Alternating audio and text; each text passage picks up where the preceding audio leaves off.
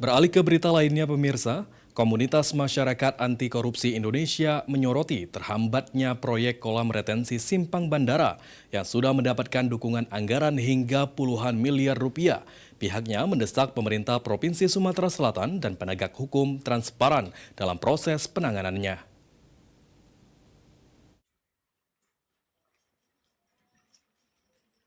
Deputi Komunitas Masyarakat Anti Korupsi Indonesia, Ferry Kurniawan menilai, proyek kolam retensi Simpang Bandara yang didukung bantuan gubernur sejak tahun 2022 hingga 2023 senilai sekitar 60 miliar rupiah seharusnya sudah berjalan.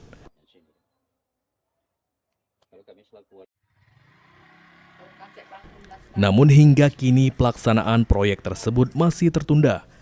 KMAK mendesak agar Polda Sumatera Selatan bersikap transparan dalam penanganan dugaan korupsi dengan nilai indikasi mencapai 32 miliar rupiah.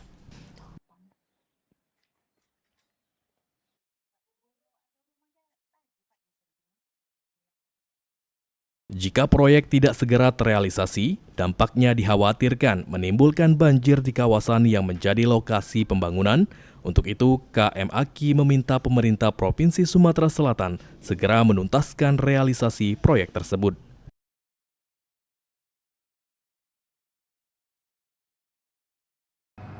Kita minta kepada Polda Sulsel untuk transparan dalam penindakan hukum terhadap dugaan korupsi yang katanya dalam tanda kutip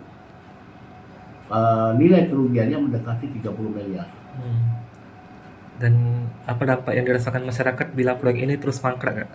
Ya pasti banjir, Pak. Iya. Pastinya banjir. Kan ini kan kolam retensi ini mencegah banjir. Iya. Kalau ini tidak berjalan dalam setahun 2 tahun ini kan coba lihat di seputaran situ. Selalu terjadi banjir. Kalau proyek ini tidak jalan, waduh, dalam kondisi saat ini bangun dan seputar itu sudah banyak kolam retensi belum bergerak, akan terasa dampaknya. Hafidz Zainul, PAL TV.